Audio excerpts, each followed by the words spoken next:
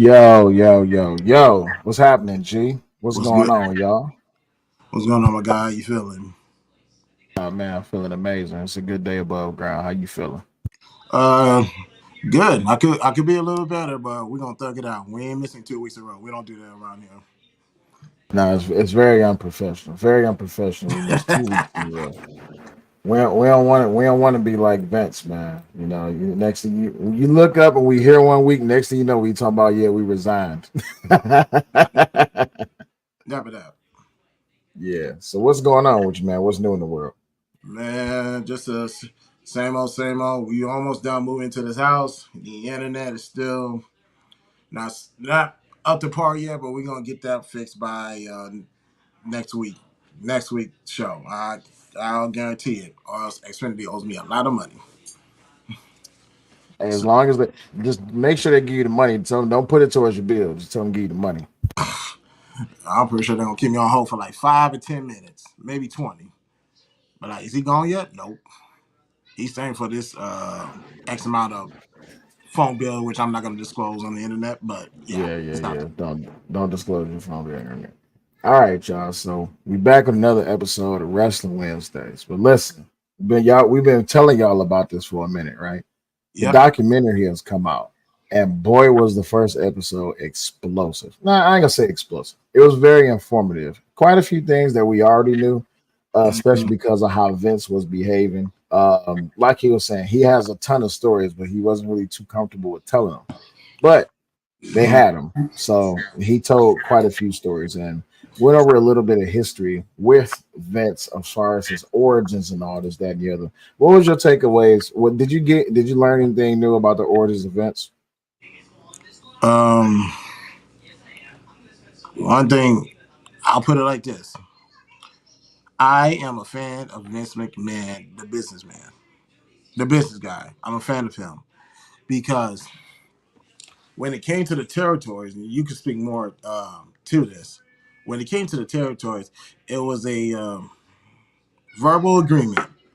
This is my side of the country. You stay on your side. Y'all stay over there. We can get along just fine. And as soon as uh, um, I forgot. I almost called this man Kennedy. As soon as Vince McMahon Senior gave him the keys to the car, he said, "All right, cool. Yeah, I'm going to St. Louis. I'm going to Los Angeles. I'll even go to Hoboken." I was like, "This dude is wild," but I get it. I 100% get it. I'm a fan of that. I might say like it's nothing personal. It's just business. At the end of the day. Now, just don't BS and complain about it later, which we'll get into episode 3. But if we get the chance, if not, there's always tomorrow. But with Vince McMahon, shoot, I almost hurt myself. When it comes to Vince McMahon, territories, and what else? Just his relationship with his father.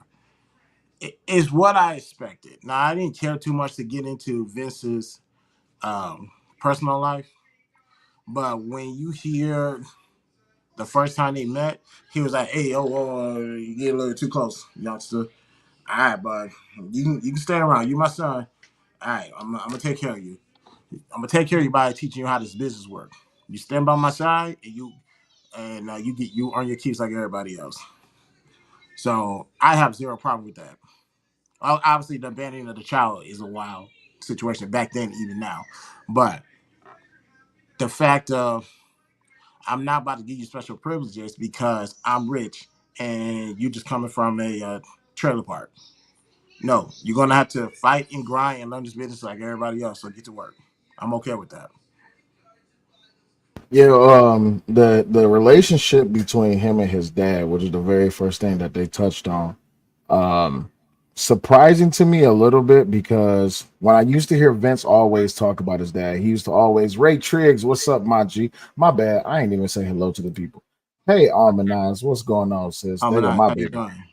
There go my baby. She says game over.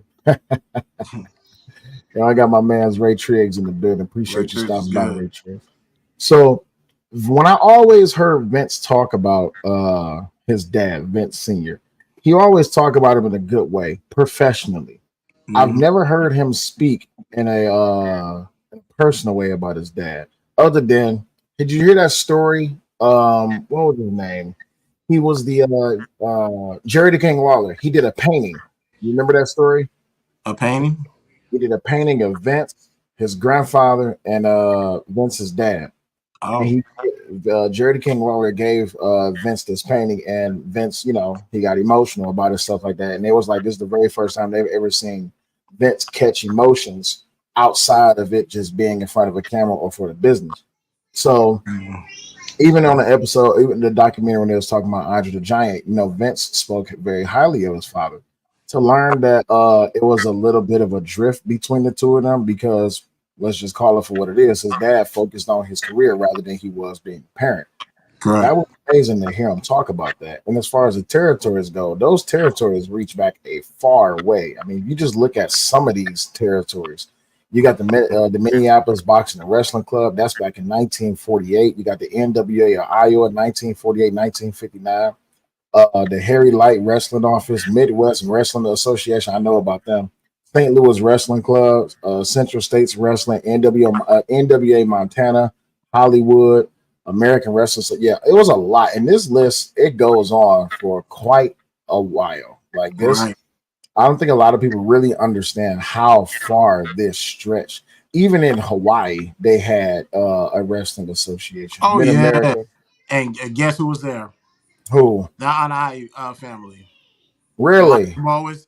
Oh yes, that's why they inducted the grandmother into the Hall of Fame this year because of what Okay. she did in Hollywood. Because of what she did in Hawaii, from building there to getting people to come wrestle in the stadium. One of the main events, I believe, was Ric Flair in that stadium. So, oh yes, the Rocks family is deep.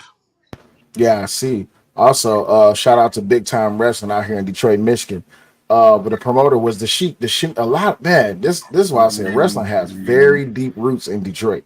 Iron Sheik was the man that was the promoter for Big Time Wrestling. Of course, Francis Fletcher, NWA Big Time World Class Championship Wrestling. It goes all Japan Pro Wrestling. It goes a long way back. My man's Antonio Inoki.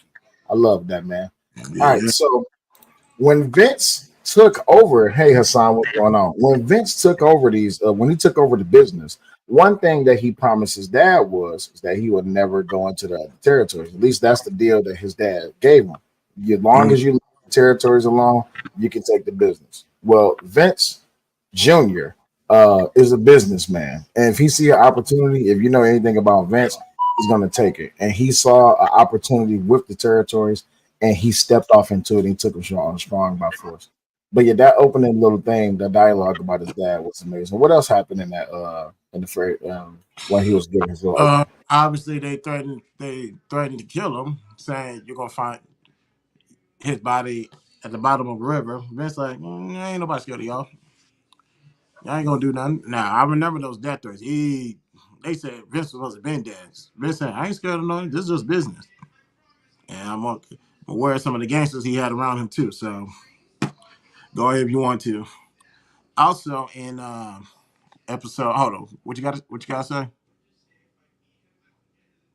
I was saying that yeah, Vince never been afraid of nothing. He always confronted everything up front. He didn't Mm-hmm. hold nothing back. All those death threats he used to get and stuff like that, he'll shake that shit off and say, "Man, to hell with that. Listen, we here to do business. And if you ain't about doing business, you're gonna get steamrolled. It's just that simple." Right. Now, I gotta talk about this. The coolest wrestler probably back in the day had to be the American Dream, Dusty Rose. That promo that he cut, I was like, you Mm-hmm. know what? You know he was the coolest motherfucker out there back Mm-hmm. in the day. Out and I just me personally, God rest his soul. I remember obviously my dad talked about the American Dream because that's when there's actually a wrestling promotion down in Houston back in the day. And matter of fact, they showed it on Netflix. They didn't say the name, but my dad would talk about the Eddie Guerreros, American Dream, Dusty Rose, those who came around the circus, and chill back there. But one of my highlights was seeing Dusty Rose doing his thing. But he said, "Hey man, I'm just here to have fun. I'm here to just do my thing. As far as carry the company, get that to somebody else." And I believe Mm-hmm. the person they found was Hulk Hogan. Yep. They found Hulk Hogan. They came on the landmine. How was Hope? How tall was Hope? 6'4", 6'5", 302 pounds. Yeah. Uh, Blonde hair, blue eyes, Well, they middle aged told him American. they told him as 320 because he was just a hulking monster of a human. Oh But yeah. yeah, they billed him as the biggest thing popping. Yeah. Mm-hmm. Yes. Now that was back in Southwest Sports. That's in Houston, Texas, Southwest Sports. 1949, Yeah. 1966. Yeah, so when Hulk came onto the scene, of course, that was Vince's guy. Well, he was going to end up being Vince's guy. And he Mm-hmm. used Hulk. He used Hulk Hogan or also known as Terry Bollea, I believe his name is. He used Hulk in a way to, like, he would send him to other territories to gain up stardom in those territories, which is pretty much his foot in the door of taking over those territories. It was all just business, regardless of how they looked at it. They got something out the deal. They just didn't get what Vince was looking for. Vince was looking to take over. They were just looking to make money. That's the big Right. difference between them. Yeah, And he so said, "It is what it is. It's America. What you want yeah, me to do?" pretty much. And then after, I believe after they talked about his dad, where did they go into next? Because I'm trying to recap everything that I saw today. Uh, At, let me see. See, After I they wish I talked, had my computer, but that's at the old place while outside the internet. yeah, yeah. don't say where you see. So Oh, that's you at the old place. I ain't say you're where gonna I'm give X. You trying to catch heat from Xfinity? You better be careful. at. As a paying customer, I am disappointed. I gotta go. You mean to tell me I gotta go a couple of a mile that way just to get on the internet? Man, please. Yeah. And they brought up quite a few stars. I seen Bret Hart was up there. Hulk Hogan, of course, was up Oh there. yeah, we're gonna talk about that one. Yeah, Bret Hart got a bitter spot for Vince. I mean, he should though, because Bret Hart, I would say, was the face of at the time it was called WWF. Bret Hart was the face of WWF for quite some time. Hell, the whole Hart family had something to do with the upcoming at Oh yeah, they was WWF. already established. Yeah, Hartman was yeah. already established, Hmm. and that was a great investment. And just let you guys know, if we kind of mix in episode 1, 2, and 3, please forgive me. We will go over 4, 5, and 6 tomorrow. Yes, we are going to do a part 2 tomorrow. This is so good that we're not doing 1 week. We're going to do a special. We're coming back tomorrow, same time, because I want to talk about everything, including I'm aware of the Chris Benoit situation. I can't wait. Don't ruin nothing for me. Granted, I'm not looking at the chat right now, but I can't wait to talk about that. And but just to let you know, we're gonna go back and forth between each shows because this was great work, great body of work that I watched. I'm not gonna say it's better than The Last Dance, but it's nice. It's nice. Now I wanted to focus on time management or schedule management back in the day. 7 days a week, 52 weeks a year, according to them. And I'm looking like that. And on top of that, they got to find a place to travel.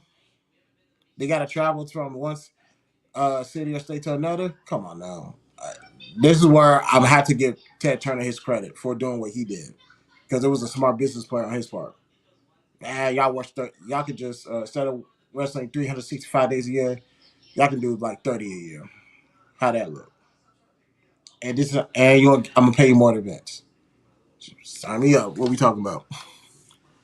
Talking Because about it's business. more money and less pain. I take Yeah, it. Why not?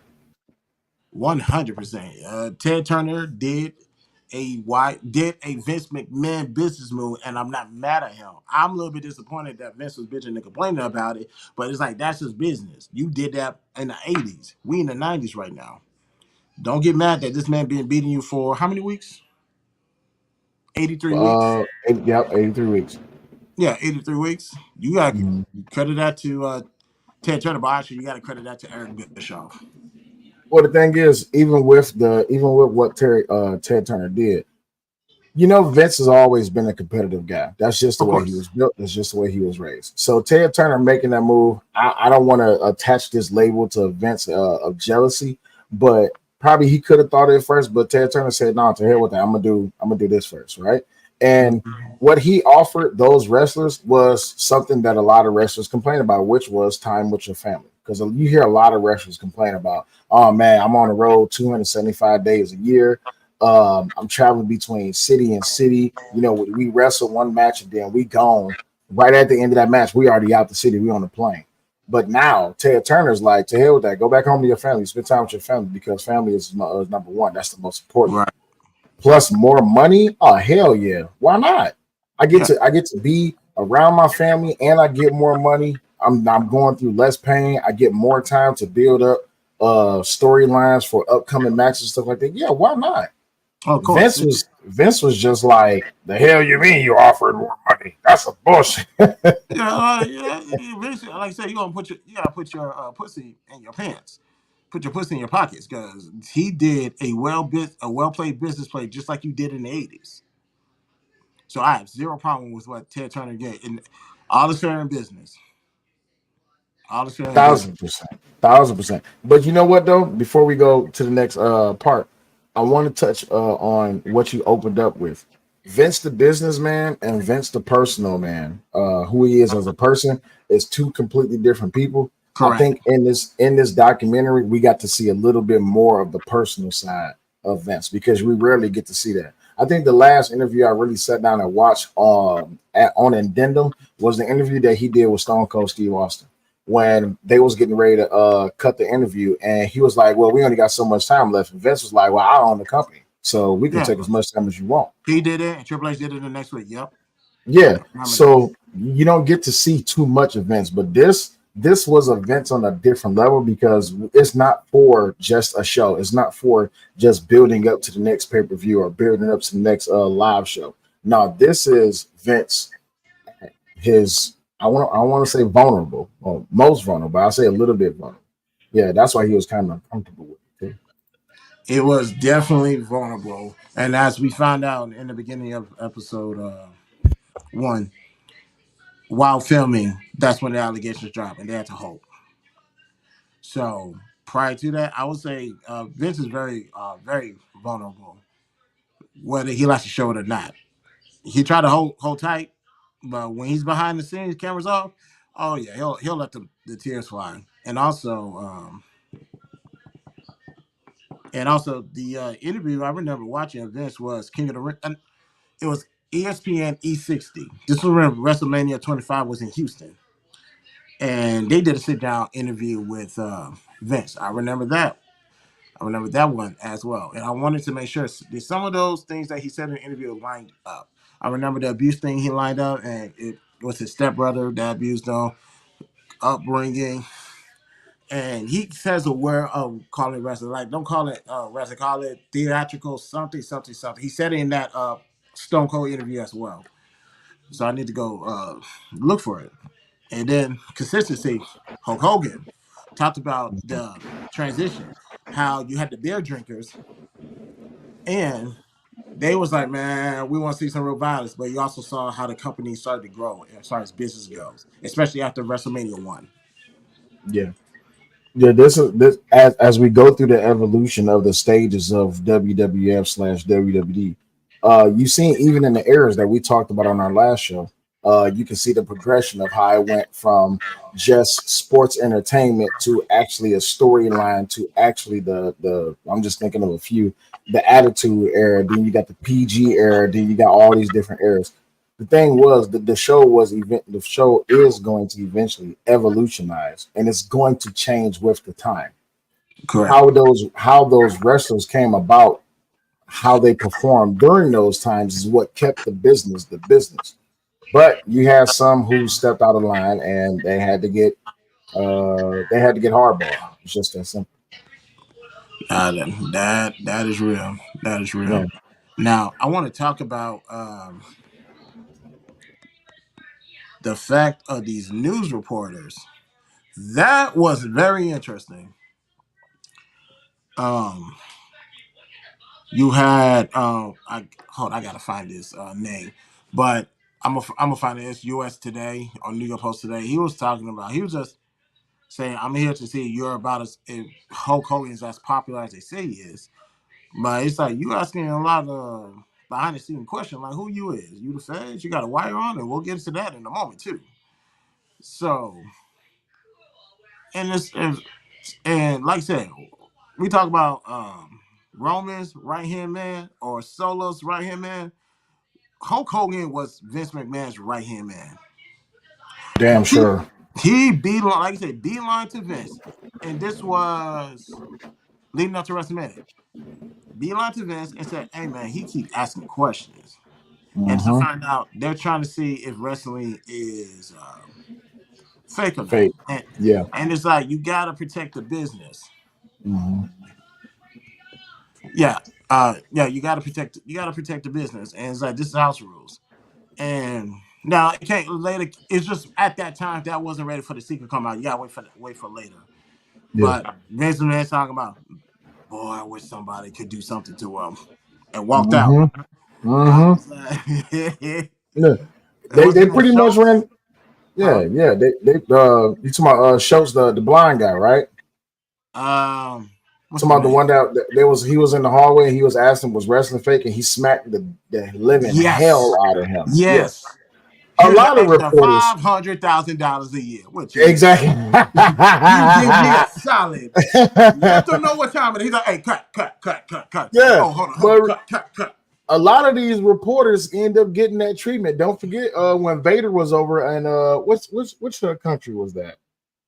When Vader and Taker was over there and he was asking Vader was wrestling fake and Vader got up and like grabbed him up by his collar and he went in on him. That interviewer, I mean, listen, Vince Terry Hulk Hogan knew that these people was coming for the business because, of course, yes, it was scripted storytelling, but these guys Predetermined. actually predetermined, yes, predetermined storytelling. But these guys was putting their body on the line, and at the end of the day, for someone to come in and try to defunct what the business is just like, bruh, just let the show be. But just like Vince said, man, I wish something happened to that motherfucker. He pretty much ran like a mafia. If they're trying to hurt the business, we got to protect the business, even if that Oh, means one of you motherfuckers going to jail. You be now all right. this surprised me. Ladies and gentlemen, I haven't watched in a while because I've been busy. I'm a Law and Order SVU fan. I tell you, I binge watched all. When I moved out, I binge watched all 16 seasons. So I was there for the Richard Belzer, which is known as Munch. I knew he was a comedian later. I didn't know he was a talk show host. When him and Mr. T went to the to promote WrestleMania, he's like, "Is wrestling real?" He's like, "All right, I'm gonna put you in a submission move." He put him in the front chin lock. I was like, "No, you cannot do that." Maybe I was Why not? Put that motherfucker in the chin. Like, listen, when people get to saying something's fake, it's just like, all right, cool. Here, let me hold your hand for a second. Matter of fact, let me get a rear naked choker on you or some shit like that. Like people was always trying to, like I said, they was always trying to defunk the business. It's just like, bro, if you think it's fake, come get in the ring. yeah, because you do that, you chin like me. I'm going low, super low. I'm kicking because if y'all just know, if y'all know. And the way he fell and hit his head, just foot. He's like, uh-oh. And Hulk like, man, get up, pussy. Smack a couple times. And then saw his head gushing from the back. I was like, oh, Yep. not much. God rest his soul. Mm-hmm. Ah, man, they got it. It's like, oh, y'all. And also, before WrestleMania, they went to Australia. I forgot. I think it was Elimination Chamber. Yes, it was Elimination Chamber. Austin Theory gets my respect. Austin Theory gets my respect because he went to some news outlet or journalist newspaper outlet to do an interview. The journalist did the same thing too. Say it's wrestling fake and that type of stuff. Austin Theory was ready to throw fucking hands. As he should. Yeah. Yeah, As he he's like, motherfucking should. security had to jump in. And he's like, no, don't do that. Don't do that. Yeah. Watch out. He think I'm soft. Come step right here. We can test that theory. Mm-hmm. So You yeah, know who else is? You know who else was legendarily known for fighting in public when people were always challenging wrestling was fake? Haku. Haku would beat the shit out of anybody. Hey, listen. If you ever ask any of the old school wrestlers or all of the wrestling historians, they'll tell you Haku was a ticking time bomb waiting to happen. All it took was just the wrong person to say the wrong thing, and it was over. That Tonka, what is it called? The Tonka Death Grip. That thing was Uh-huh. real. That thing actually hurt. So a lot of people thought it was fake. Okay, all right. Let me put you in this motherfucker, and you're gonna find out what it's really about. So I think later in that episode, we actually got into the creation of the character Mr. McMahon, which was very interesting because we seen it happen live, but just like because now it's 2024, everything is being exposed in the year of the Mamba and Diddy. Huh. Mhm. Diddy, I blame Cat Williams for this. But yeah, I blame Cat Williams for When I saw everything that that's picture, happening. Bruh, did you see the Diddy picture, bruh? Did you see? Did you see the picture from inside the house when they had like it was like 100 gallons of baby oil lined up? bro, man, That's that's some, all right. That's not a Diddy show, but still, yeah. How's that? If you guys on my channel, the link is dropped. Y'all can pull up anytime. most definitely. But yeah, the creation of the Mr. McMahon character. Now, let me ask you this: for those who haven't seen it, right? Do you think the Mr. McMahon character was necessary? Oh, that's a good question. Uh, I'm gonna say yes. I have to say yes because follow me when I say this. Putting sexual assault and all that stuff to the side, and any other allegations that I heard, that which was wild, by the way. Um, Vince drove in the speed limit that was available to drive in back then. The only way you get canceled is if it was dead wrong back then, and the community, as a community, we can all agree and say, no, you're not getting away from that back then. Now, I'm not condoning sexual assault or harassment, which later came out, such with the female wrestlers and all the other, the female referee Rita Chatterton. But all of this, unfortunately, now I gotta walk back to some of my statements. All of that, although I'm grateful for those characters, that Vince McMahon character, I didn't need it if I knew it was gonna cost somebody's liberty. I'll be all right. I'll find other things entertaining about the business. I didn't need that.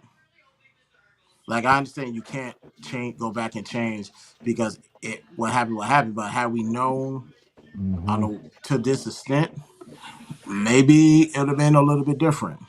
Maybe Yeah, WCW will probably still be in business. that's why I asked that question. So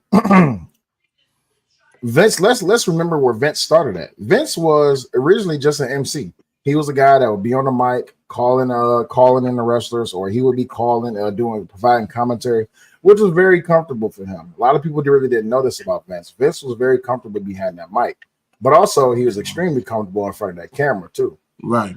The Mr. McMahon character, I think, came about, and I do think it was a necessity because one, they needed a boost in the company. They was already within the war with WCW and other companies, so like that. Remember, he was taking flack from all sides.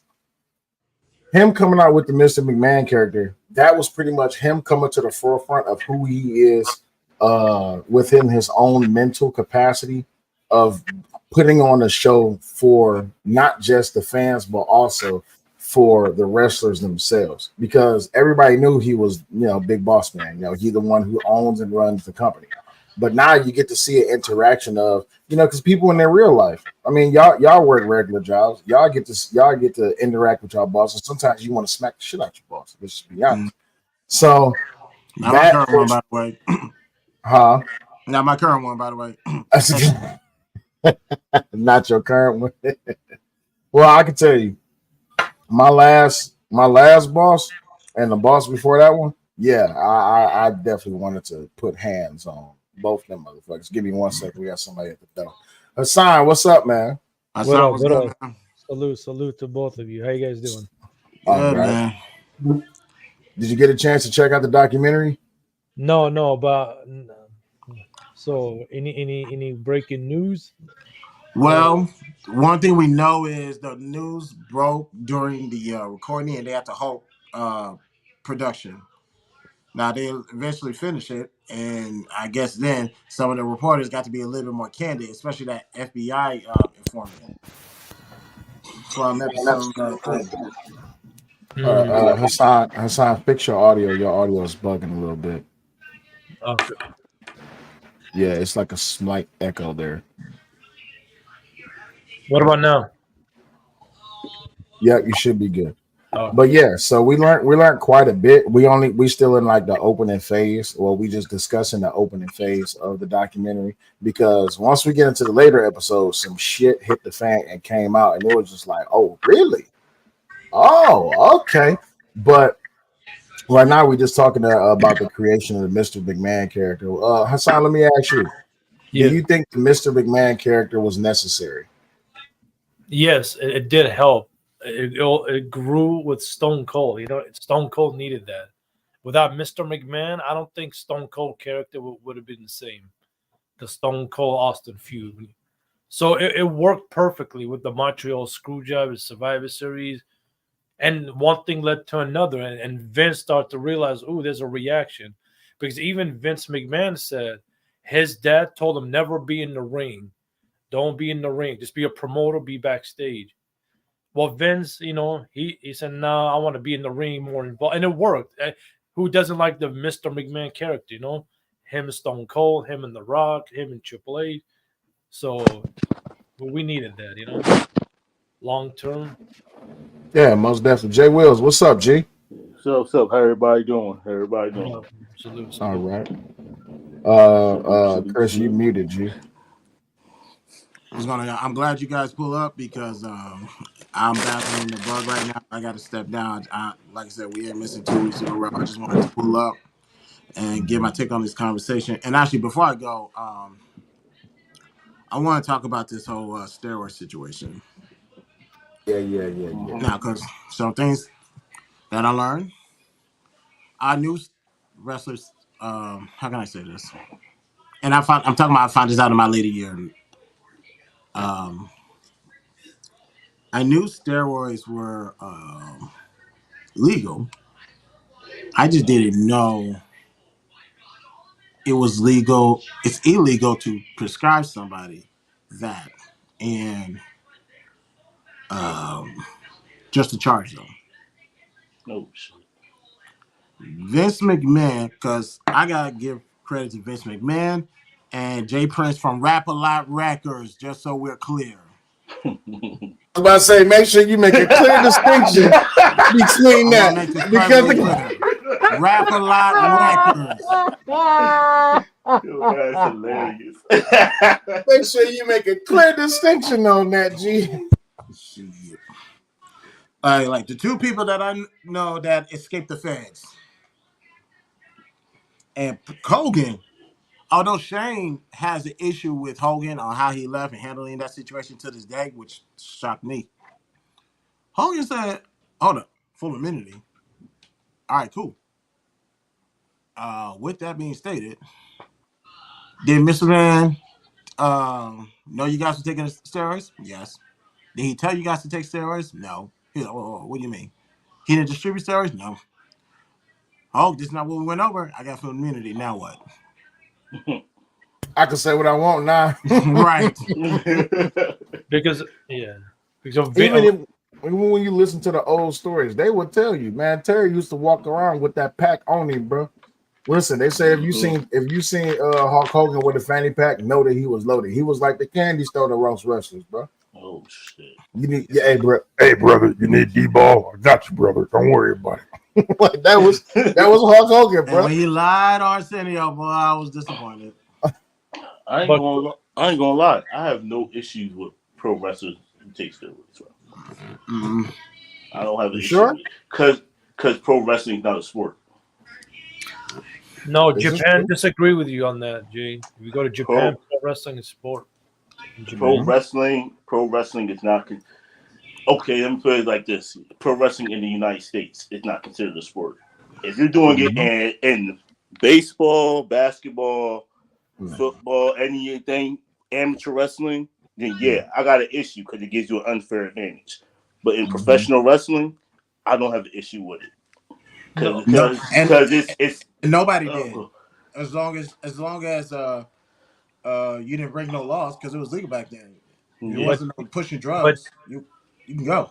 but Jay, in the South, Ric Flair, the NWA, Jim Cornette, they'll say it's a sport. It's only Vince McMahon said is sports entertainment or entertainment. Well, that's I because Theatrical, mean, if you want to consider a sport, I ain't got no issues with that. It's just the outcome is predetermined. yeah. right? So and it's more or less based on can you sell tickets, can you put can you get views, people to watch on TV. No, the metrics for wrestling versus a real sport are different. You know what I'm saying? Right. Yeah. And That, Valhalla, we're going to talk about Chris Benoit tomorrow. yeah, We're we're going to do gonna a talk part about two. Chris Moore. We're going to talk about Chris Benoit tomorrow. But But fellas, he brings up a point though. Oh, you about to get ready to go? Oh, my bad. Go yeah, ahead, dog. You yeah, I get got to go, Chris, buddy. two things Y'all, Yeah, before you leave. speedy recovery, bro. thank you, Two man. things before you leave. If you guys are gonna do the Chris Benoit tomorrow, do the Yes. Dark Side of the Ring episode. That's great. And two, so you mentioned the stair. Check out the 1992 or 93 John Donahue. Vince McMahon, Bruno Sammartino was up. A lot of wrestlers like about the steroid. And I think one wrestler, I think superstar Billy Graham, accused Pat Patterson of raping or touching Roddy Oh, Piper. they talked about that. They did talk about that. Oh Oh, Pat okay, my. okay, Patterson, okay. Mel, some other guy who was ring boss or whatever, the black ring announcer, he was touching on underage children, Oh yeah, and I heard another about guy that. was, and they didn't. The children didn't accept advances. They got fired. So it was known that they were the P words, and they ultimately got released from the company. Now, Pat Patterson, who is LGBTQIA, did resign from the company, but he later came back on TV the following week. Yeah. Well, You go should ahead and get you some rest, bro. You look out of it. So go ahead and get you some rest, bro. Speedy Yes, recovery sir. to you. Yeah. Y'all salute, enjoy salute, yourselves. I'm gonna catch the replay in the morning. I'll talk to y'all later. No salute, doubt. salute. Salute, salute. But yeah, you Uh, should watch the original one, the interview 19. I think it's still on YouTube. It's crazy. Superstar Billy Graham went off. yeah, the thing about it was, man, so many. It was, man. Listen, this is why I love these old stories. This is why I'm happy that this documentary came out.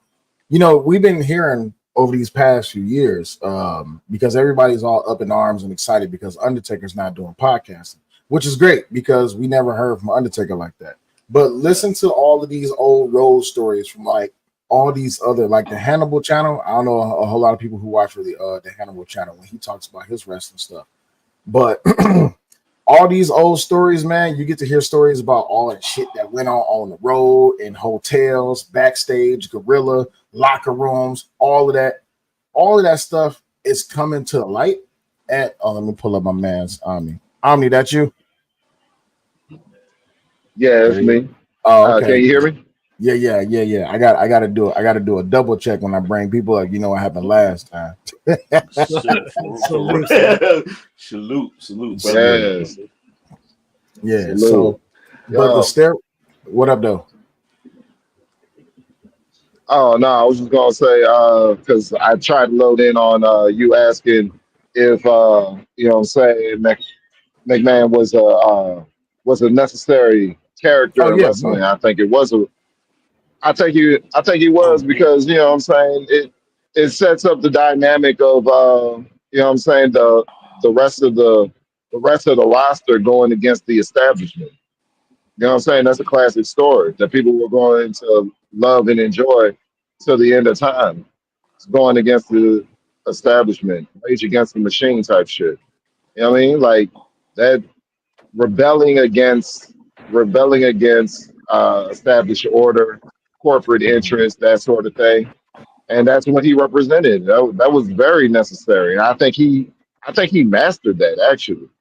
I think he mastered that, setting himself 100. up to be sort of a super villain as character. Like they had villains in wrestling, but he was more of a super villain type character. You know what I'm saying? Like it was beautiful.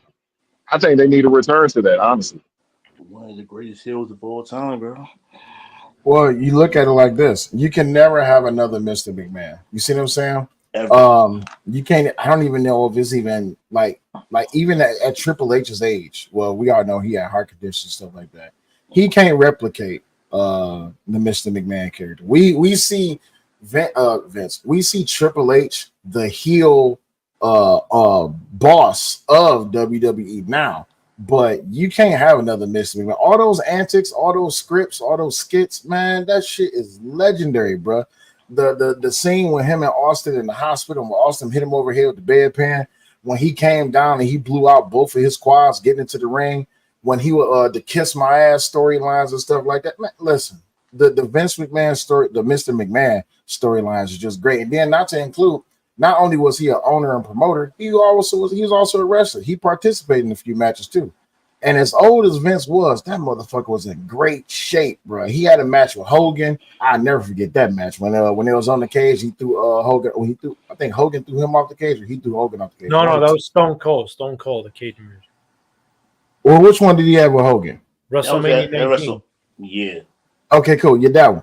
But yeah, Vince, he went, bro. Like that Mr. McMahon character, as legendary as it is, it can't be repeated. It can't even be replicated. I don't even think nobody can even try. Yeah, he's number one. But Jim Cornette said he wished Vince McMahon had started earlier. Yeah, true. I mean, go ahead, my bad. Oh no! Oh yeah, because he should have. He said he wish he would have been a wrestler in his younger years because he got it. Like he understood. You know what I'm saying? He understood how to be a heel and how to take advantage of the moment. And the Miss McMahon character it's organic. Like you know what I'm saying? The Montreal screw job happened, and it just. But Jay, the second to that is Eric Bischoff. His character was pretty good too, as a heel boss and everything. Most definitely. But now I heard that the Montreal screw job it might be a work. What do you guys think about that? I don't think it is. What work in which way? Against and for who? Like Vince, Sean, and Brett, like they all knew this was gonna happen. Hell no. I don't think Brett knew anything. I'm under the belief that Triple H, Sean, and Vince knew. I'm solely under the belief that Brett didn't know. And when Undertaker found out, Undertaker was like, "What the fuck? What do you mean?" You know what I'm saying? Yeah. Because let's not forget, they would never forget that scene where, and a lot of people have attested to this, when Vince went to Brett's locker room, and Brett was like, "You got until I get out the shower, and if you still here, I'm gonna punch you in your shit." And he went, and he got in the shower, and when he came back out, Vince was still there. If you watch that camera angle. When Vince was walking out that locker room, Vince had caught him a nice one. And Brett laid into him. Shawn Michaels ran. He was terrified, bro. Yeah. Shawn Michaels was terrified. And ain't no way Vince McMahon about to have somebody write WCW in the middle of his ring at that time. Absolutely not. Well, you got to remember it happened already. I can't remember that the female name. She was the women's champ. She left WWE. Elijah Blaze. There it is. She went to WCW and threw away the belt on national TV, and it was just like, oh, Medusa. Yeah. Medusa. 95, 96. That's part of the reason why he the contracts are what they are. Her ravishing Rick Rude were part of the reason why they got the 90-day no compete clause in their contracts now. Yeah. So you can't go to another company and do nothing like that. Yeah. Do nothing like that. Well, you look at people who did jump ship and then they didn't shit on the business, right? And what I mean by not shit on the business, they didn't shit on Vince McMahon. You look at Kevin Nash and Scott Hall. When they went to WCW, excuse me, when they went to WCW, they went over there with full. They first of all, their contracts was just out the wazoo. They knew what they was doing because they knew that Eric Bischoff just he was trying to beat Vince. And they knew they can work themselves into some big money here. You see what I'm saying? Now, don't get me wrong. I always will view WCW as a televised bar fight. That's always how I view WCW. It was amazing, though. But that was the product that they sold, and it was working. So the the Mr. McMahon character coming out during that time, he was just like, all right, these motherfuckers over here, They're having a bar fight. I'm sick of y'all. Y'all need to step up and do something. And Stone Cold was just like, bro, who you talking to? You see what I'm saying?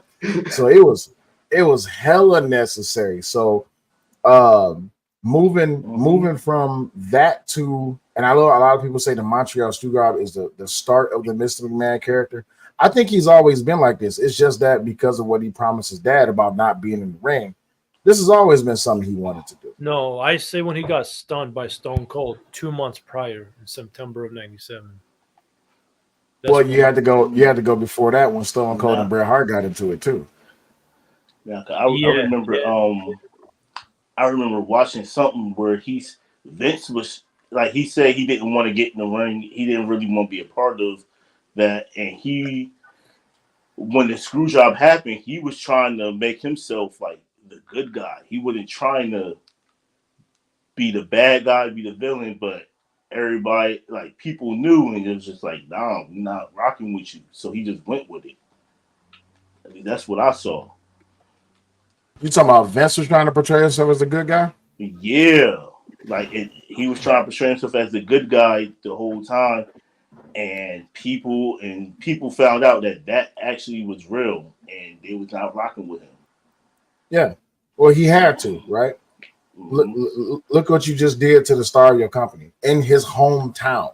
You see what I'm saying? So not only did you got to save your fans. Of course, you still got to protect the business, but you got to keep your fans. Your fans is what bring you the money.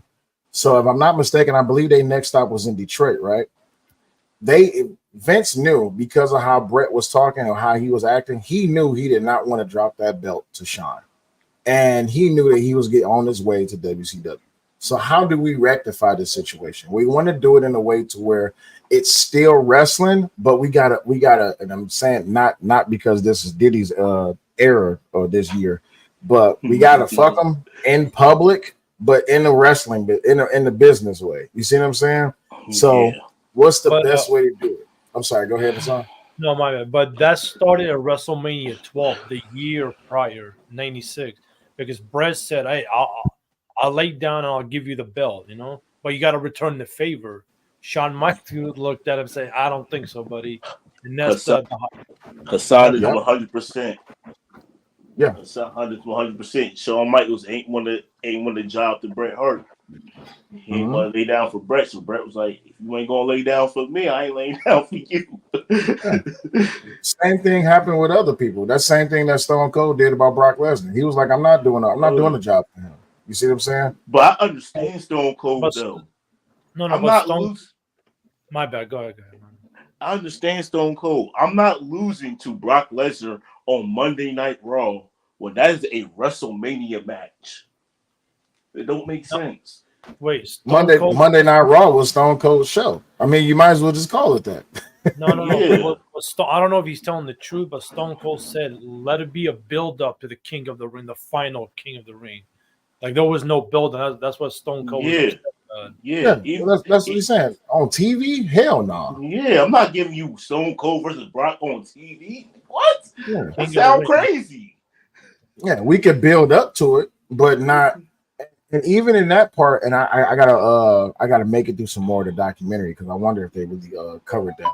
But excuse me, even in the documentary, you can they went over a little bit about the strings that Vince pulled. And don't get me wrong, Vince played people, not in the bad way, yeah, because of the accusations.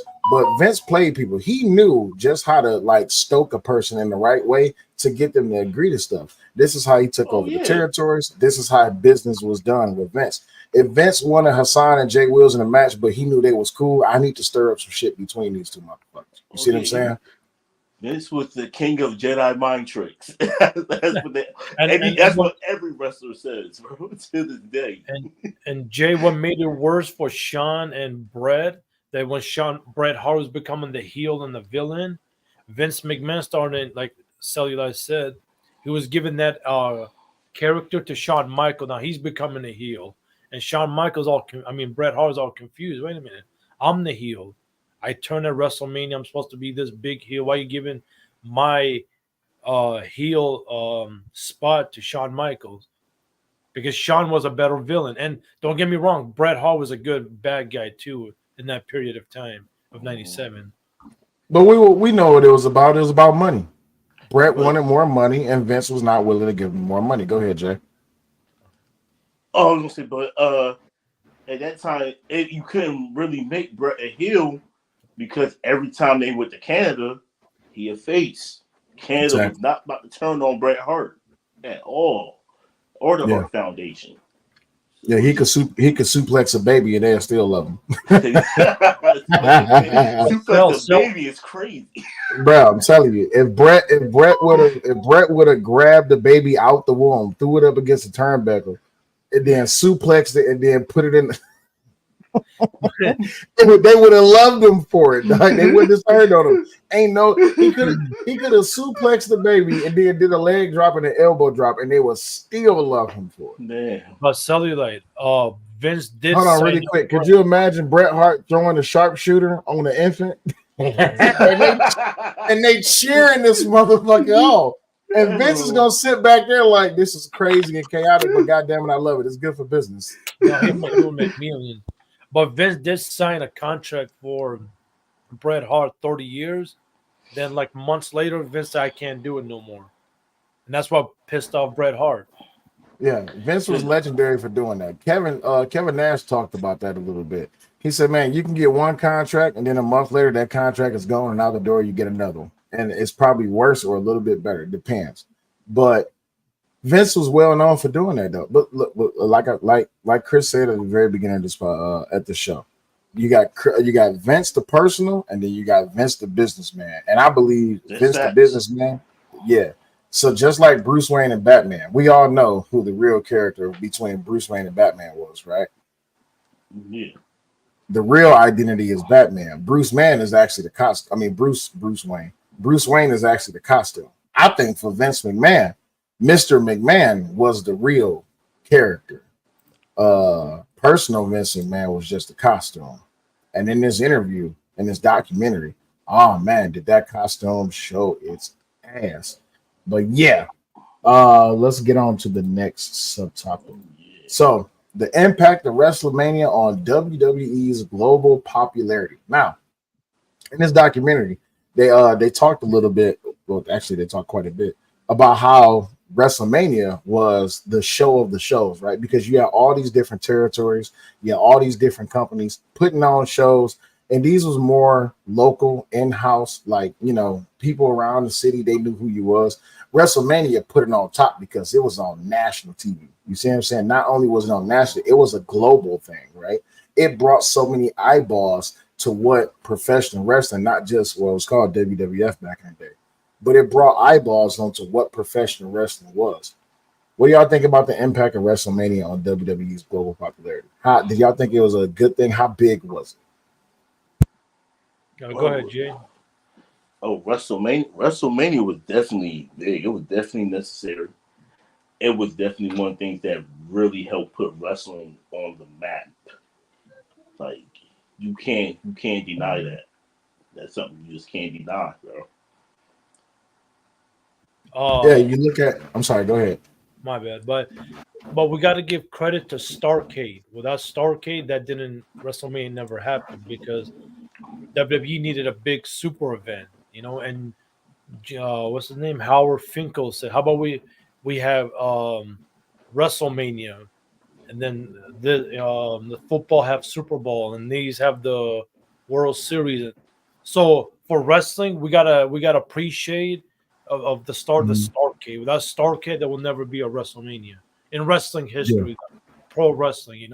So Yeah. it But the thing about Starrcade though, that was on local TV. That wasn't really a huge broadcast. You see what I'm saying? So, like I said, that's why I said locally. Starrcade was, I believe, if I'm not mistaken, I believe Dusty Rhodes was behind that, right? Yeah. Starrcade was more for the local wrestlers. WrestleMania, that was for all the big names, and that was for the world to see. It was just, do y'all remember the match that Ric Flair had? I believe it was was that in China or Korea? Against who? The collision in Korea? Yeah, that was in Korea, right? 94. Yeah, and Ali was there too. Shout out to Ali. Inoki, yeah. Yeah, so WrestleMania was that deal, and it brought a lot of attention.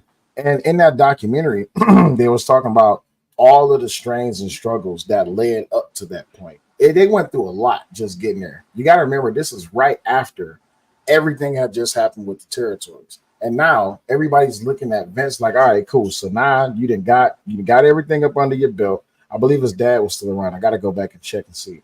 But now that everything's under your belt, what are you going to do with it? Right? You got to put on a show because we ain't just TV no more. We need to get out here on a world level.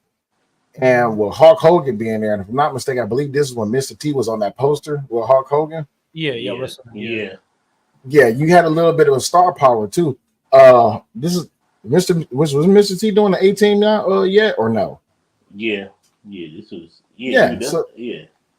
this opens up to Hollywood too, and we all know Hollywood got quite a bit of influence with and around WWE.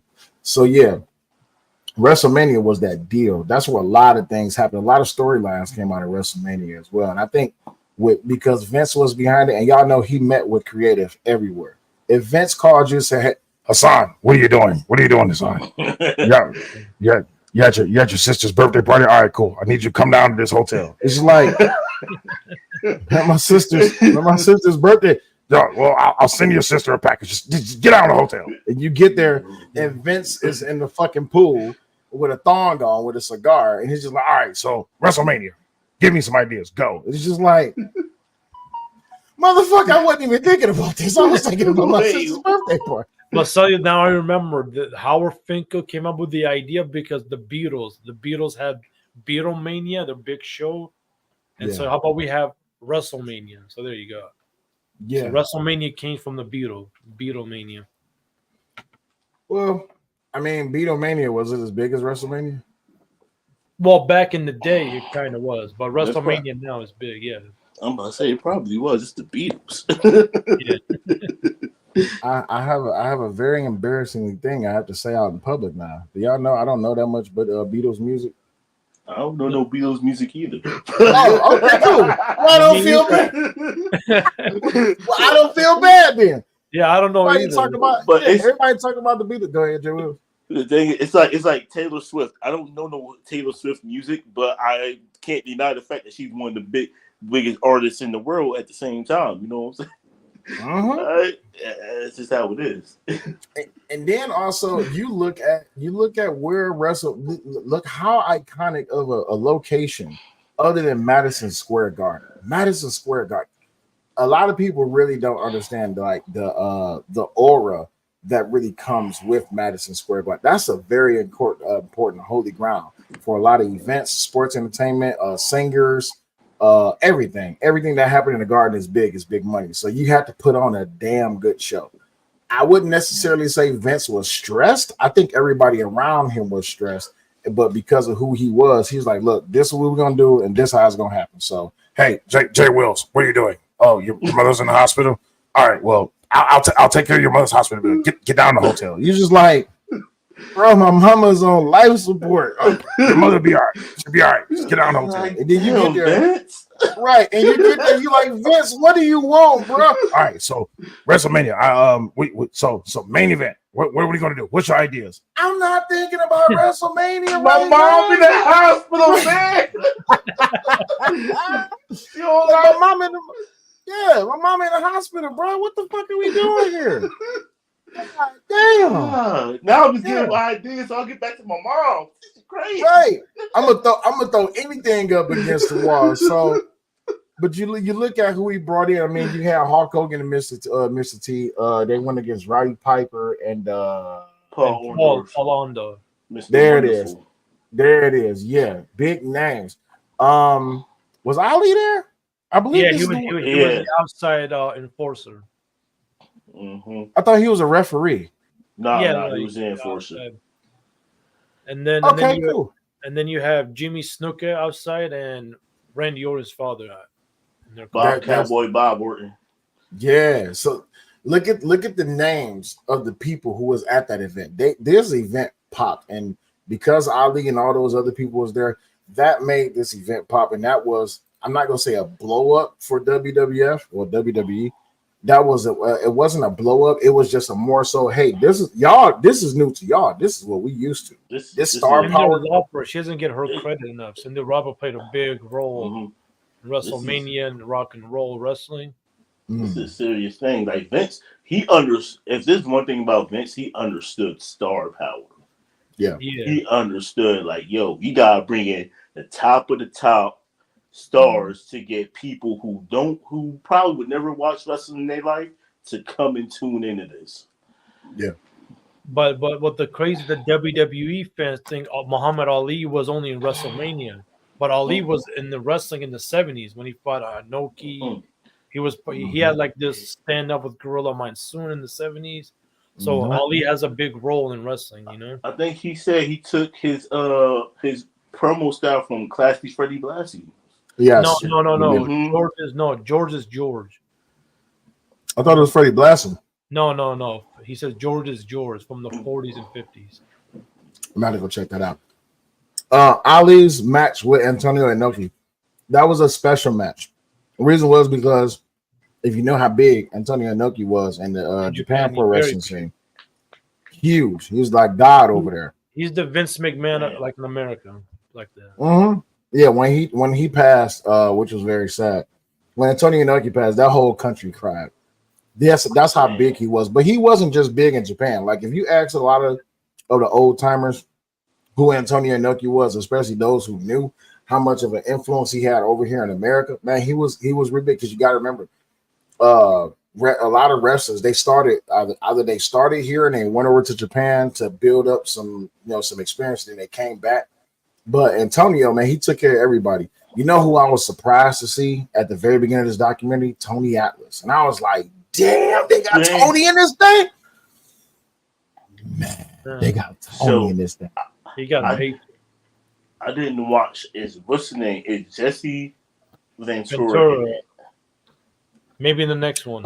Because I know he hates Vince. He hates him and he hates Hulk Hogan. Because Hogan snitched him out. That's why. Yeah, I know. He hates them, bro. But you know which WrestleMania they don't talk about a lot? Which one? WrestleMania 2. That's the only WrestleMania held in 3 different cities in one night. So each city got 3-4 matches. Chicago, LA, and New York.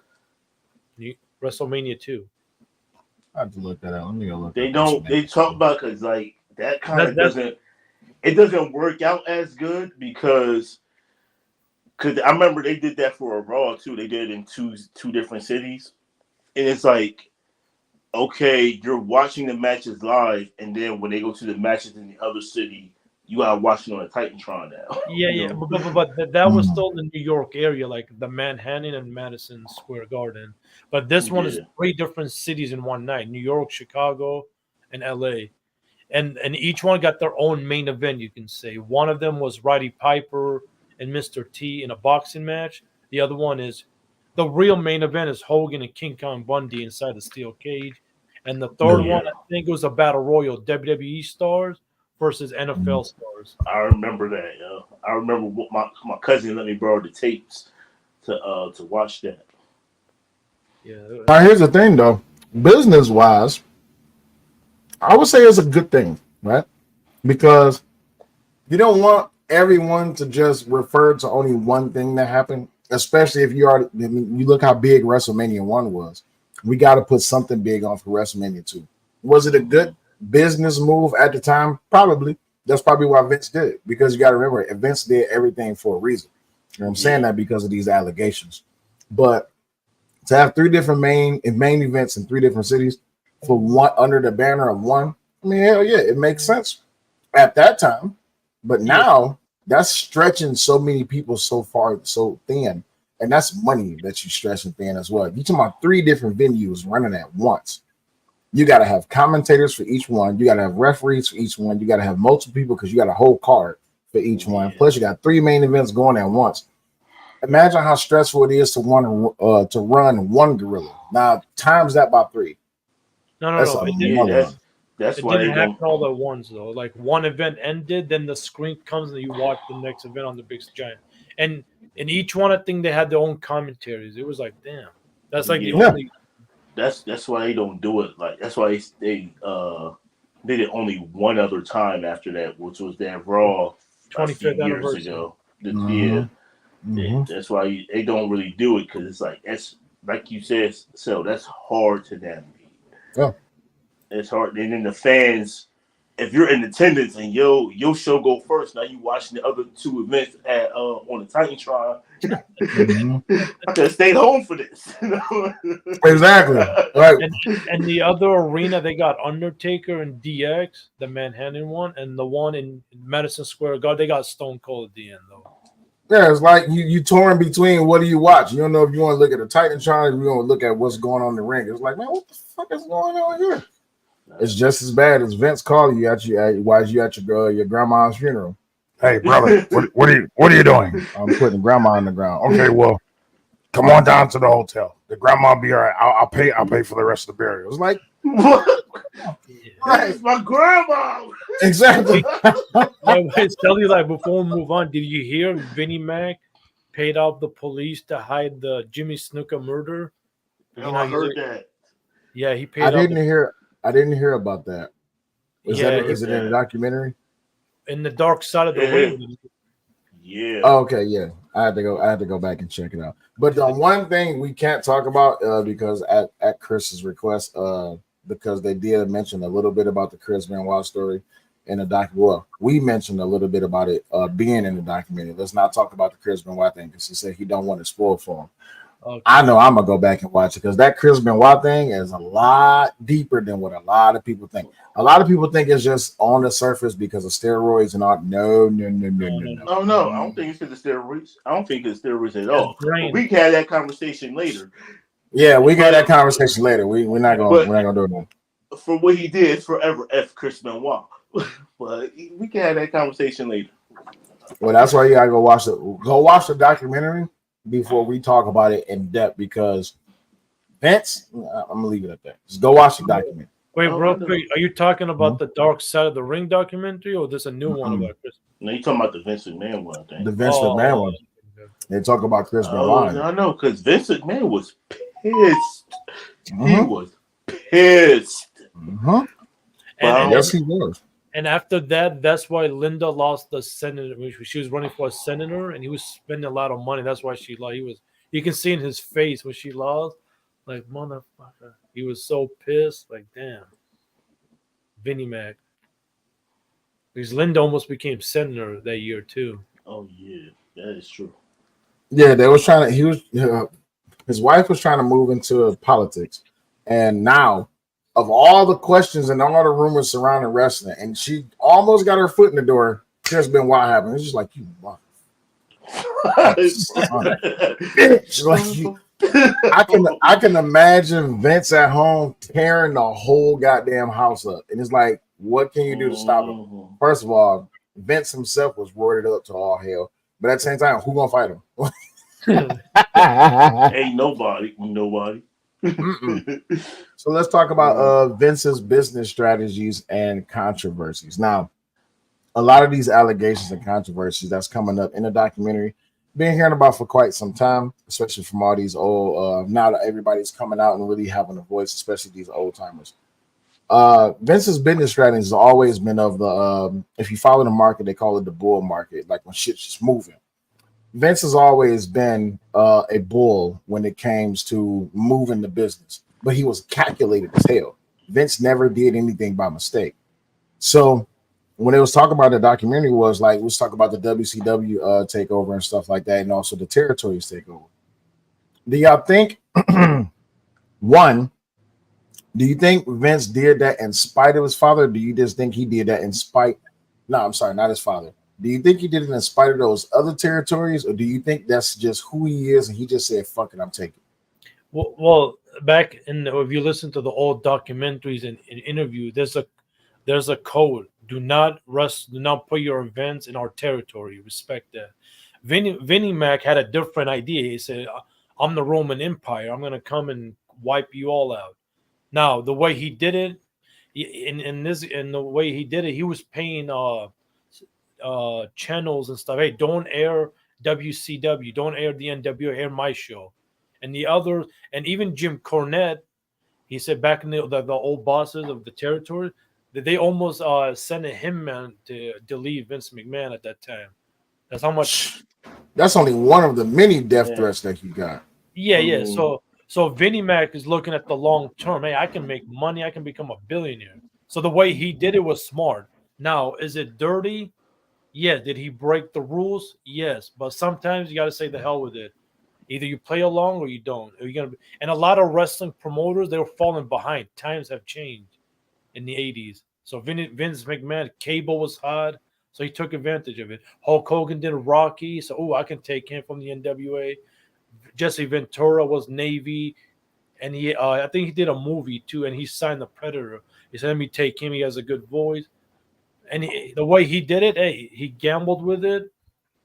And he always say, if you listen to Vin, you got to have ruthless aggression. I guess he means that ruthless aggression. He gambled and he succeeded. Vince was cutthroat. He didn't care about Cutthroat, none yeah. of it. He was cutthroat. He didn't care about none of that, bro. And plus, a lot of wrestlers, even Jim Cornette, will tell you, Vince, he ain't grow up watching wrestling. He ain't grow. He wasn't he wasn't a wrestling fan growing up, bro. He just saw it as an opportunity to make some money, become a billionaire. So he ain't care about none of that. He ain't care about none of them rules or none of that. I'm taking y'all wrestlers. I'm about to pay these wrestlers. I'm taking y'all top wrestlers, and y'all about to be done out here. What you And he gonna do? changed it to entertainment too. Instead of wrestling, he entertainment. Instead of saying the Roman, he's like the Mongols. Cellulite is a Mhm. Mongol. Just came and took everybody out in sight. Yeah. Yeah, it was a purpose behind that though, right? You brought up when Hulk Hogan went to go do Rocky. Hulk Hogan got in trouble for going to do Rocky. Yeah. He got in trouble because I believe it was either Vince Senior or Vince Junior, one or two. He did it pretty much without notifying them. I'm sorry, he did notify them. They just didn't want him to do it, and he was like, "Well, this is a big break for me. Like, I understand y'all want me to continue on in this business, but this is a big break for me. I'm going to do it." So when he went to go do Rocky, and he tried to come back, they pretty much shunned him. They closed the door on him. And I believe it was California that Hulk Hogan went to right after that, and he went to go wrestle for AWA. AWA, yeah. So while he was out there putting in work at AWA, Vince Jr. came and got Hulk. Oh no, he sent I think he sent the telegram or he sent some type of message to Hulk Hogan like, "Hey, I want you to call me." You know what I'm saying? And Hulk Hogan called him. He was like, "I want you to, I want you to come to New York. I want to, put you, back in the business with the company, and we want to do some work with you." And Hulk was kind of reluctant to do it, but because of Vince's father, I think it was Vince's father that didn't want nothing else to do with Hulk Hogan. It was Vince Jr. that was like, "We need him," because Vince knew that with Hulk Hogan, we can lift this thing to something else. But that's part of the controversy because he was trying to. It was more so he was showing that he was going against his father's will, as in what was going on with the business, and um, a lot of people took bullshit because of that. Jesse Ventura was one of them. Jesse was just like, "To hell with him. What do we need him back for? It's enough talent here. We can make this thing work ourselves." But also, he also had a vendetta against Hulk Hogan. Facts. Yeah. But yeah, Vince was never shy to step on somebody's neck to get the win. But that's the thing, Vince was about his bread. He about making money. He don't care about none of your beefs or none of that, bro. Vince, if he see if you know Hulk Hogan, the guy's gonna take it to the next level, he gonna go get Hulk Hogan. And that's just what it is. He don't care about none of your personal relationships, none of that, bro. Mm-hmm. Yeah, this is also during the time when he came back. Iron Sheik, he was gonna work with Iron Sheik, and Sheik. That's when the story came out where Sheik said that somebody was trying to pay him. I think it was like The I can't remember. the president of the AWA paid him. Vern Gagne, yeah. He tried to pay Iron Sheik to break Hulk Hogan's legs, and when he told him, Hulk Hogan was like, "Well, goddamn, what happened?" And at the end of the day, because everybody knew Hulk Hogan was money, Vince primarily knew Hulk Hogan was money. You see what I'm saying? When he went over to Japan, he was money. When he went over to Russia or Germany, wherever the hell, anytime Hulk goes somewhere, he was money, and Vince knew that. So when Hulk Hogan left Vern Gagne, Vern was like, "You motherfucker." He was like, "When they didn't take you in, I'm the one that took you in, and now you about to run right back to them." So he hit up Iron Sheik, was like, "Hey, bro, listen, I want you to break his legs." And I don't know if Vince knew about this conversation or not, but I'm pretty sure it got back around to Vince, and Vince was just like, "Oh, okay, all right. If he break your leg, I'm gonna do something to him." Because remember, man, I wish somebody would really do something about him. I love impersonating Vince. He's funny as hell. Now, with his business strategies and his controversies, we already come to the conclusion. Vince will step on your neck to get some shit done. Now we get into the scandals that's coming about in this documentary. And y'all know because of the allegations that came about, they had to halt filming for the documentary, and then eventually they went back to finishing it. What's some scandals y'all heard about involving Vince? Groping on women, backstabbing a lot of people, paying police officers in murder cases, drug cases. Like, damn. And people say Vince has people in every state and everywhere. You know, he has connections. This guy did he? What? Man, did he? I thought we was talking about Vince, not Diddy. We ain't talking about Diddy. We talking about But when Hassan is talking about it, it sounds like Diddy. You see what I'm saying? Dude. But but and he'll do anything. Like, you know, he's paying other network, hey, don't put Cellulite show on. Put my, like, damn. And he paid to them. Here's $100,000. Just don't put their show on. So he done a lot of shady, but it worked. That's the wrestling we grew up and loved anyway. So we gotta look at in his mindset. Hey, I'm winning. I'm a billionaire. No one's gonna tell me no. You tell me no, I'm gonna run over you and do any means necessary. What else? He touched a lot of women. A lot of women came out. Now I don't know if they're true or not, but there's a lot of them. He pays women to sleep with them. A lot of a lot of stuff. Now I haven't heard of he deleted somebody, but you never know. Maybe that one day that will come. I mean, I did hear about Go ahead, Jay Wilson. I did hear about, like, you know, the women, like, it's certain women who did things. He had them do certain things for opportunities. So I did hear about that. And I also heard about him, especially in the territories when Jim Cornette was telling stories, paying to not have their stuff aired so they could air WWF at the time. So I did hear that too. But my bad. But Cellulite, Jay, do you guys hear about this? It almost happened. Vince McMahon wanted a storyline with Stephanie, that like they're together and stuff.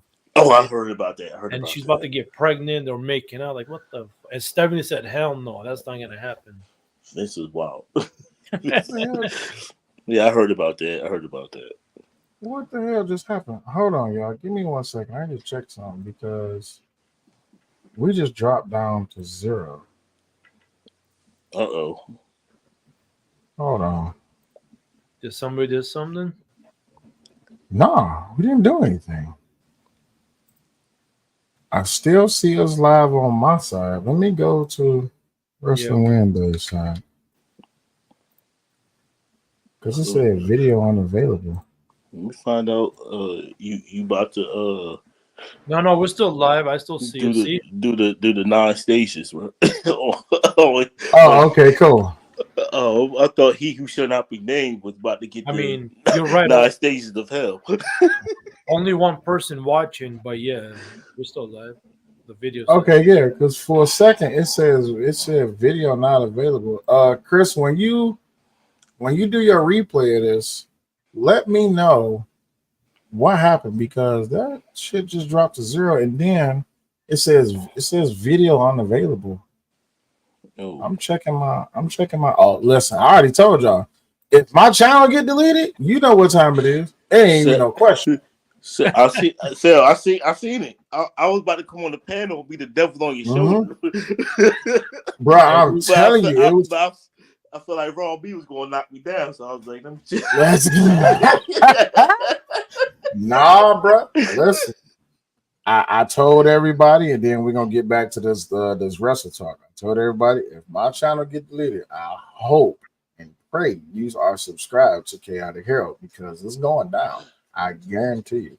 It could be But that back one to person plays dirty. But yeah, go ahead. But yeah, yeah, it could have been. But back to this wrestling thing really quick.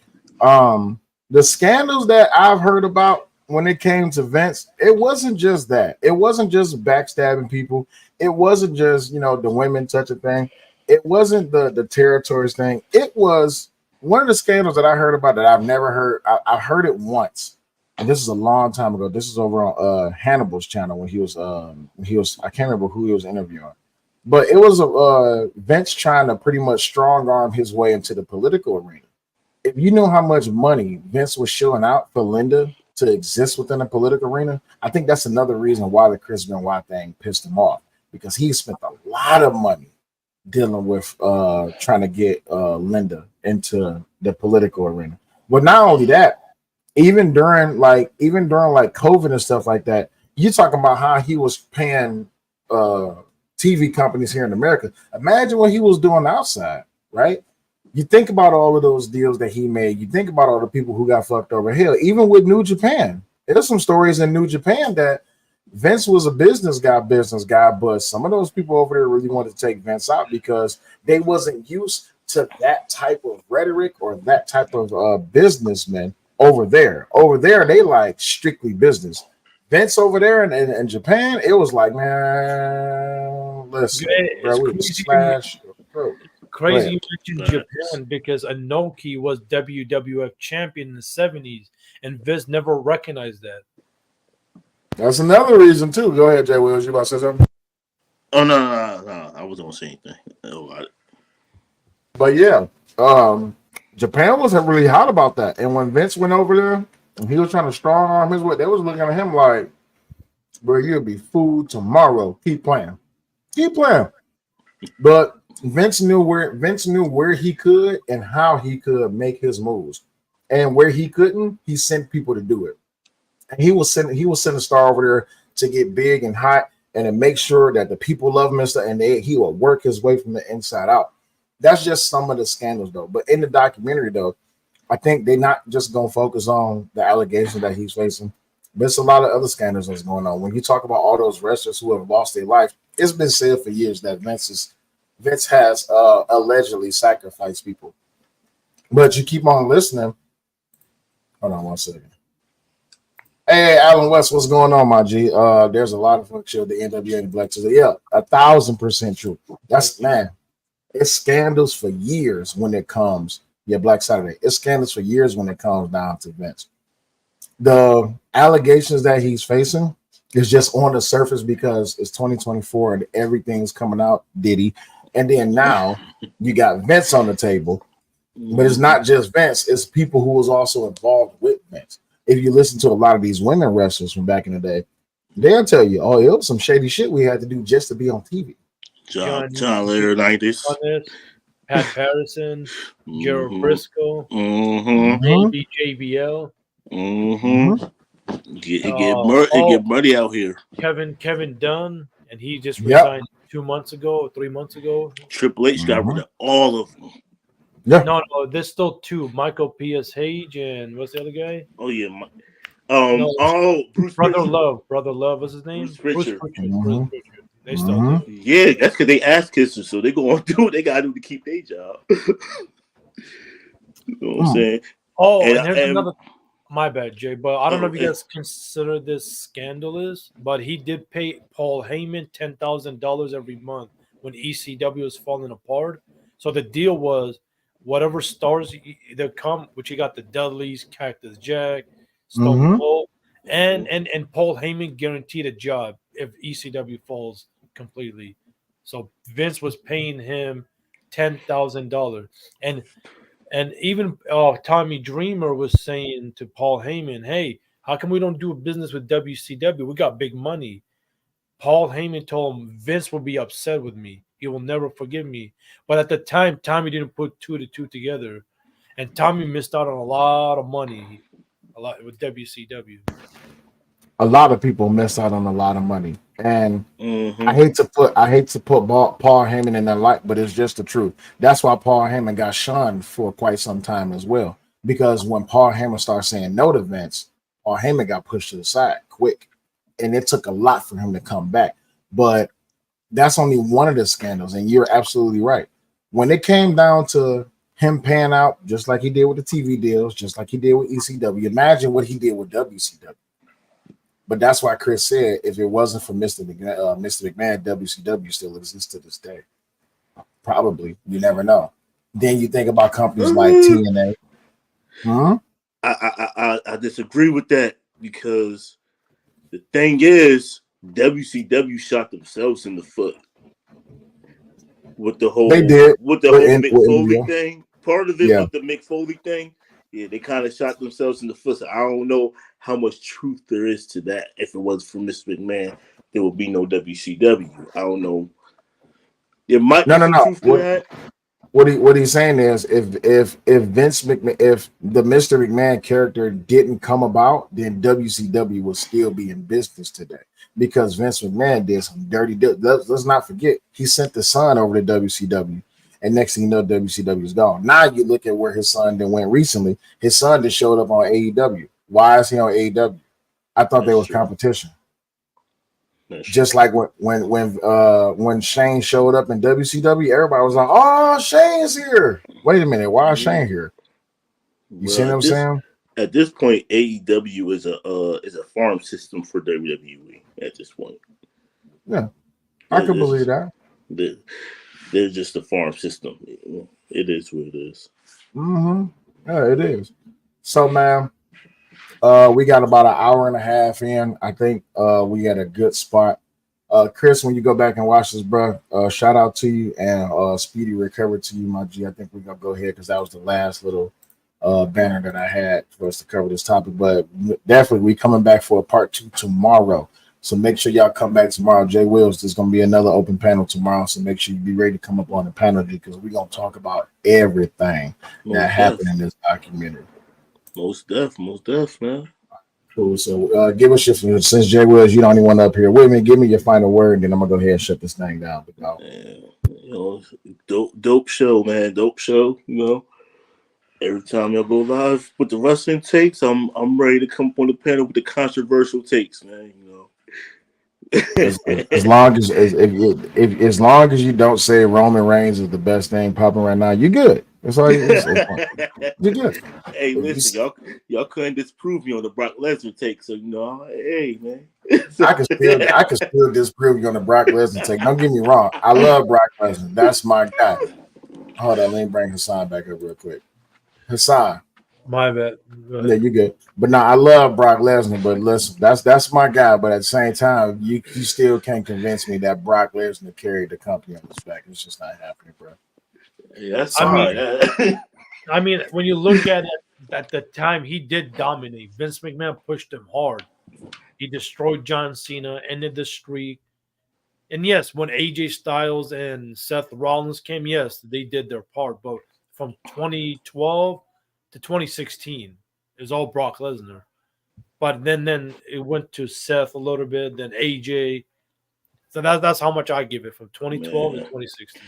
Man, every time Seth Rollins touched that world title, the fans turned on him, bro. That's all I'm gonna say. But before I was cutting out, I said Vince McMahon sent Vince Russo to WCW.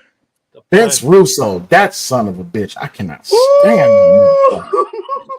Oh, I can't stand Vince Russo, and I'm so mad that you brought his ass up. But I was just about to close this show, but fuck Vince Russo. But go ahead, my bad. If he talks to you, he's gonna call you bro, relax, relax, bro. But no, Vince Russo. You know what you should do, Vince? You know what you should do, so that if it's possible, trying to get Jim Cornette and Vince Russo on your podcast and have them. Man, that's never going to happen. First of all, we know that ain't gonna happen because they can't even stand being around each other. You know what? This is the biggest thing for those who don't know. Between Vince and Jim Cornette, they argue all the time. Well, it was my idea. It was my idea. No, it was my idea. Everybody wants to take claim for the Montreal job. It's neither one of y'all idea. Neither one of y'all predicted that Vince was going to bring his ass down the goddamn rep and say, "Get the fuck out of there and ring the bell." But if you leave it to Vince Russo said, "Yeah, it was my idea. Put him in the sharpshooter, and then tap him, and then that'll be it." Jim Cornette's thing is just like, no, that was my idea. So if we was to ever get those two on here, then they will argue the whole 5 hours, bro. You wouldn't get a word in. But Jim Cornette came with facts, though. He said that's a screw job. They did that in the 20s. That the whole Montreal screw job, like it was been done before. They did that with Fabulous Moolah and the other chick. Oh, and that was in Glamour, right? Mm-hmm. What was the name of that promotion that was wrestling? It was the women's Glow. There it is. Yeah, Jim Cornette is right. And I seen that video when because he's a wrestling historian. He knows everything. When he went back and I watched that video, he did bring up the fact that it's been done before. But Vince Russo says that he the one that came up with the idea. My thing is just like Vince Russo, like, to hell with you, bro. Do you know what you did with you? What was the Hollywood guy's name that went over to WCW? I know you're talking about. He was in Ready to Rumble. Oh, David Arquette. Who? David Arquette. Yeah. Vince Russo, what the hell was you thinking? Especially that night when he said no holds barred or some shit like that. Like, Vince Russo, you're not even convincing, bro. Like, no, but you know why he did it? He said it in back then interview. So the WCW can get a name on the USA Today, so they can be in the front page for one day. Mm-hmm. And how did that work out? It was bad. Everything Vince Russo involved in is bad. It's just that simple. And that's why it drives Jim Cornette crazy, because he's an actual wrestling fan. He knows his stuff. And this is crazy. Jim Cornette said if Vince passes away before him, he's gonna piss in his grave. That's Cornette hates Vince. But Alan West, thank you for reminding me. Wendy Richter. What happened with Wendy? She was the one who Fabulous Moolah. They did the screw job with Fabulous Moolah on her with the women's title in the WWF before. I think it was like the 80s. Sometime in the 80s, they did that. Can you believe she held the title for 15, 20 years? That's insane. I have to go look that up. Wendy Richter. Oh, her. Yeah, they did that. Fabulous Moolah went along with that. It was crazy. Really? Mm-hmm. Fabulous Moolah. I have to pull that up. Wendy Richter defeats Fabulous Moolah. Okay. Yeah. So even in that, oh man, listen. If y'all don't know what Joshi Wrestling is, go look up Joshi Wrestling, especially with what they came out on Netflix, talking about Dump Masakoto. Let's go watch it. He says, Moolah is another can of worms. Hey man, listen, don't be talking about Moolah, man. Hey, listen, Moolah. I don't care what y'all say. Fabulous Moolah was my girl. Mae Young was my girl too. I don't know what y'all better leave Mae Young and Fabulous Moolah alone, right? They was a hoe's hoe, but goddamn it, they knew what the business was. And even in that, with those two ladies, they'd tell you themselves, man, the shit that these hoes would do behind stage just to be in the business, it was almost like running a brothel. Exactly. That's why with these allegations that Vince is facing, it's just like, Vince. We knew what Sable was doing in Son. I'm just saying. Everybody knew it. The Bella twins, man. Jay, you brought up Sonny. You know, Shawn Michaels accuses Bret Hart having an affair with Bret Hart, and Bret Hart went crazy. Like, my wife is watching, you son of a bitch. Yeah. That's one of the reasons why Macho Man Randy Savage hated Hulk Hogan, because he was under the impression that Hulk Hogan was fucking his wife, which I believe he was. I don't care what nobody say. I believe Hulk Hogan fucked me, Randy Savage wife. But that's why you don't bring your actual wife to wrestling. Like, what are you doing, Yeah. bro? Like, Yeah. you don't bring your family to the business. It's crazy you mentioned that because Hulk Hogan acts like him and Macho made peace, and a lot of They people never say did. they never did. But the way Hogan acts, like they made peace. Oh, did you hear the Macho Man rapping song? That's crazy. Oh, I saw the whole. He got the whole album, bro. Be Yeah. a man, Hogan. Yeah, I remember that. The thing about Macho, and I wonder what was the relationship between Macho Man and Vince. I never really heard too much about it. It was bad. It was bad. Vince didn't want him to win the WWF title, but Macho won the tournament. I remember Vince that. low key didn't want him to win that because he felt like he was too small of a wrestler at the time. And then Macho Man, he forced Macho Man to retire, air quotes, retire, and go on commentary. And Macho did not like that. Well, there's another thing, Jay. I don't know if you heard this one. A lot of people accuse Macho Man sleeping with 17-year-old Stephanie. I heard about that. I heard about that. Well, when you talk about Stephanie, that's a whole nother conversation in itself. When you talk about Stephanie, and I'm not here to shit on the McMahon family, but when you talk about Stephanie, right? Remember, this girl came up in locker rooms all across America. And when I say came up, she came in all locker rooms all across America, too. It's legendary that she came everywhere, and she took a lot of coming, too. But Stephanie was known as the hoe. I'm just be honest. That's a lot of people. Like when you listen, man, I don't want to name no wrestlers who I've known have said these things, and I've seen podcasts with them. But yeah, before Triple H, Stephanie was known as she was a piece of work for everybody. No. I don't know if you heard that story. Stephanie said she slept with a woman while Triple H sitting and watched them do it. Again, Triple H probably didn't care too. Company hoe. I ain't trying to shit on Stephanie, but she was kind of known as a company hoe. You think what Sable did was bad? Oh no, you got to remember. Was Sable, what she did was stupid. She sued Vince in the 90s and came back and did the same thing on TV, kissing and all that. Like, what the hell? You just to marry Brock Lesnar, bruh. The nigga. What was the African, the black woman? She was something Kong. I can't remember her name. Awesome Kong let it all hang out. I gotta go find that interview. Yeah, she told the truth. Who's the hoes in wrestling? She'd tell you straight up. This bitch is just like dick for titles. Listen, man, we have all these conversations about all these DMP conversations about women and stuff, but the wrestling business is showing you these chicks can be hoes and still get wifed up, man.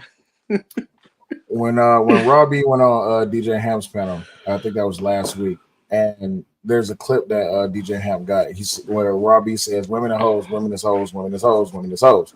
A lot of people don't realize just how true that statement is. In the wrestling industry, oh yes. If you was wrestling and you was a woman, you was fucking. If you was fucking, you was getting fucked over. You just didn't know it yet. Mm-hmm. Look at China. China's story is insane, bro. Don't do China like that. Come on. What you mean, bro? Her story is crazy, bro. Yeah, what you mean? Don't do China like? I'm just being honest. We all know that when Triple H came out with Stephanie, China was heartbroken because China was trying to be with Triple H. But then the downfall that happened after that. I mean, don't get me wrong. China she could compete with the men. That's what everybody knew her as, right? But you couldn't have no women compete with her because she was too like brawny. You see what I'm saying? So she thought that was something that Triple H liked. He liked the brawny, strong, muscular, fit physique, can perform woman. Then when he come out with this thing, and China was like, that's where I get most. Yeah, that's where I get most of these stories out about Stephanie. You listen to some of those old China interviews. That hoe Stephanie, she was fucking everybody. I'm like, God damn. China hated Stephanie, bro. Yeah. She hated her, bro. Like China, you don't remember the fact that you was in Playboy? We saw that hamburger that you got. Anyway, so let me and she was with X-Pac too, man. We ain't gonna talk about that. We're gonna leave that. We're gonna leave that under wraps. We're gonna leave that under wraps. We're gonna put that to bed. We're not gonna talk about it. Just gonna let it go. But yeah, man. It's great, man. I enjoyed this episode. We're gonna have to make sure y'all come back for part 2. Jay Wills always gave his final words. Hassan, go ahead and give your final words, Jay. No, this is great wrestling stuff, history. Let's keep it up, and hopefully next time we get deeper into these stories. Yeah, so appreciate you for bringing me up to the Always, and because we're in the Diddy area, let's stay away from getting deeper. Let's stay surface level. And baby oil. If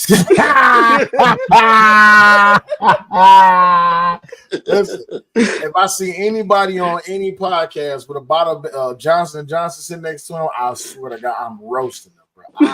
I'm roasting. It is over for you, baby. But before you end it, in the private chat, I put a video of Jim Cornette collection and history. Like he shows you the past, everything, newspapers, everything. I think it's like an hour video, but yeah, I'm gonna go check it out. I appreciate y'all coming up. I'll see y'all brothers later. Y'all take Salute. it easy. Later. Salute. Take it easy. All right, y'all. This has been another episode of Wrestling Wednesdays.